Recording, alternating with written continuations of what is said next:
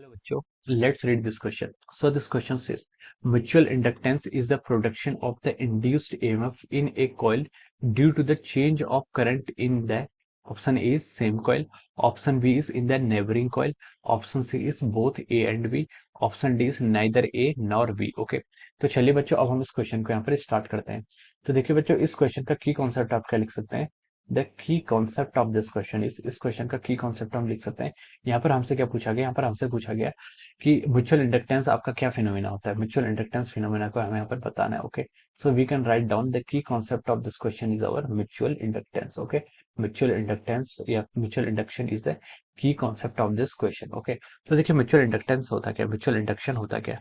Mutual inductance का जो phenomena होता है, मान लीजिए आपके पास कोई कॉइल है, दिस इज ए कॉइल, ये आपकी क्या कोई कॉइल है, this is a circular coil. इस कॉइल में क्या हो रहा है आपका, देखिए कुछ करंट आई फ्लो कर रहा है, I current is something, I current is flowing, इसको आई वन मान लीजिए। ओके, आई वन करंट यहाँ कर रहा है, फ्लो कर रहा है। ओके, ये हमारे क्या कॉइल ए, इसको मैंने क्या बोल दिया आपका कॉइल ए या फिर कॉइल वन, कुछ ही बोल दीजिए, कॉइल ए। ओके, अब देखिए इसके आस में हमने किसके नेबर में हमने एक दूसरी कॉइल भी रख दी, this is the second coil, ये क्या आपकी सेकंड कॉइल है। ओके, ये मान लीजिए आपकी सेकंड कॉइल है। ओके, इसको मैंने क्या बोल दिया आपका coil B, this is our coil B. Okay, अब देखिए यहाँ पर हम क्या बता सकते हैं, देखिए आई की आई में क्या आ रहा है, करंट फ्लो कर रही है। आपकी जो कॉइल ए है, कॉइल ए में आपकी आई वन करंट क्या कर रही है, फ्लो कर रही है। अब देखिए इसमें आई वन करंट फ्लो करेगी तो इसमें क्या होगा आपका मैग्नेटिक फील्ड आएगा। अब मान लीजिए this is the direction of our magnetic field, ये क्या आपकी this is representing the direction of our magnetic field, ये आपके मैग्नेटिक फील्ड की कर रही डायरेक्शन यहाँ पर बता रही है। ओके, आई में आपकी कॉइल ए में आपकी करंट फ्लो कर रही थी, करंट फ्लो करने की वजह से क्या मैग्नेटिक फील्ड है, और मैग्नेटिक फील्ड यहाँ पर क्या कर रही थी कि इस लूप से पास कर रही है, यहाँ पर इनके लूप से पास करेगी तो हम बोलेंगे कि यहाँ पर क्या होगा आपका मैग्नेटिक फ्लक्स आएगा। ओके, अब देखिए कॉइल वन में जो करंट फ्लो कर रही है उसके कारण क्या आएगा, कुछ मैग्नेटिक फील्ड ऑफ लाइंस आपकी कॉइल बी से भी क्या करेंगी, पास करेंगी। ओके, कुछ मैग्नेटिक फील्ड ऑफ लाइन आपकी कॉइल बी से पास करेंगी, कितनी पास करेंगे वो तो डिपेंड करता है कि इनके बीच में कपलिंग कांस्टेंट कितना है। ओके, यानी कि इनका ओरिएंटेशन कैसा है, शेप कैसा है, उस सब चीजों पर डिपेंड करता है, मटेरियल कौन सा है, ये सब चीजों पर डिपेंड करता है। ओके, तो देखिए हम बोल सकते हैं यहाँ पर जो आपका कॉइल बी है, कॉइल बी के करस्पॉन्डिंग हम फ्लक्स को फाई टू बोलने, मान लीजिए।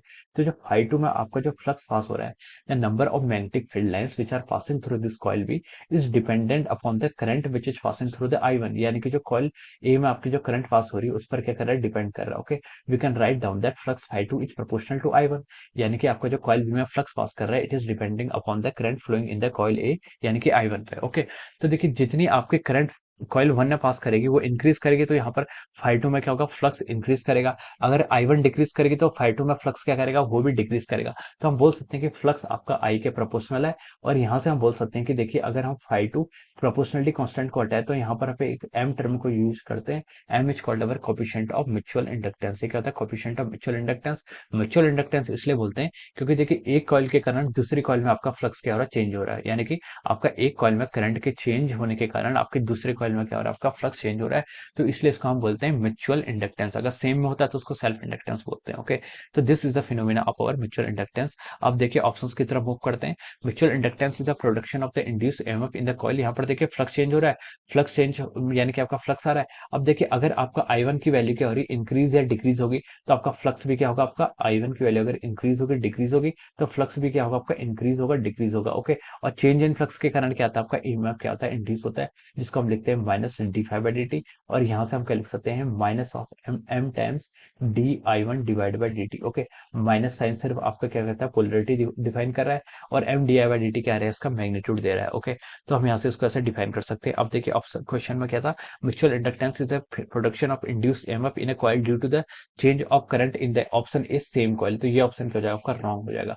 सेम कॉइल पे होता तो आपका सेल्फ इंडक्टेंस कहलाता। ऑप्शन बी बोला इसने नेबरिंग कॉइल, तो ये ऑप्शन क्या हो जाएगा, आपका राइट हो जाएगा। यानी कि नेबर में कॉइल में, नेबर की कॉइल में क्या हो जाता है, ईएमएफ क्या होता है, इंड्यूस होता है। ओके, ऑप्शन सी में बोला इसने बोथ एंड बी, ये ऑप्शन भी आपका रॉन्ग हो जाएगा। ऑप्शन डी में बोला है नाइदर ए नॉर बी, तो ये ऑप्शन भी क्या हो जाएगा, यहाँ से आपका रॉन्ग हो जाएगा। तो हम बोल सकते हैं इस क्वेश्चन के करस्पॉन्डिंग जो आपका करेक्ट आंसर होगा, करेक्ट ऑप्शन होगा, वो क्या होगा, आपका option B. Option B will be the correct answer of this question. Option B क्या होगा, इसका करेक्ट आंसर होगा। Okay, so I hope you all understood this concept. All the best and thank you so